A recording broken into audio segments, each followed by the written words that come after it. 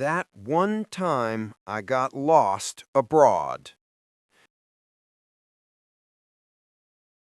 My name is Leo, and at 24, I thought the universe owed me adventures because I'd once survived a 12-hour layover in Dubai with nothing but a bag of Haribo and sheer delusion. The year was 2019, pre-pandemic, when budget airlines still felt like cheating the system. I landed in Marrakesh, Morocco with a 40-liter backpack, $600 in mixed currencies, and a printed booking confirmation for a riad whose name I couldn't pronounce. My phone plan didn't work here. I didn't care.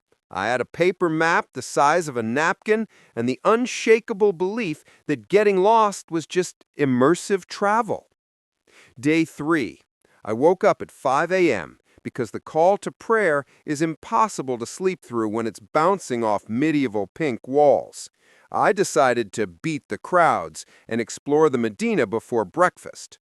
I left the riad, turned left, then right, then left again, because that's how you find the real city, right? Wrong. By 7 a.m., the narrow alleys were already filling with scooters that treated pedestrians like bowling pins. Every turn looked identical. Salmon-colored walls, cats asleep on mopeds, old men selling mint like it was cocaine. I walked with purpose, taking what I was certain were shortcuts. 10 minutes became 30. 30 became 2 hours. My water bottle is empty. My map was now a sweaty origami ball. I asked a shopkeeper for directions to Jama el Fana, the main square.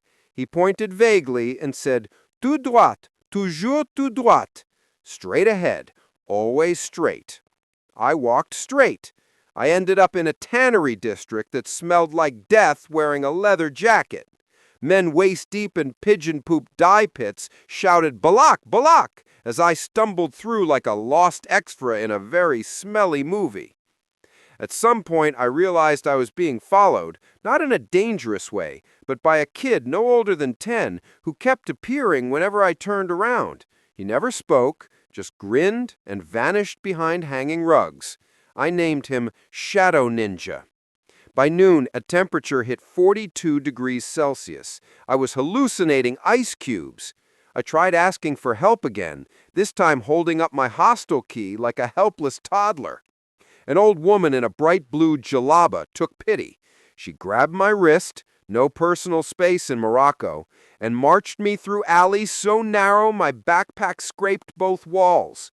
Shadow Ninja reappeared, running ahead like a tour guide. We formed a very strange parade. She deposited me in front of a tiny wooden door I swore I'd never seen before. My riad! I had been exactly 180 meters away the entire time.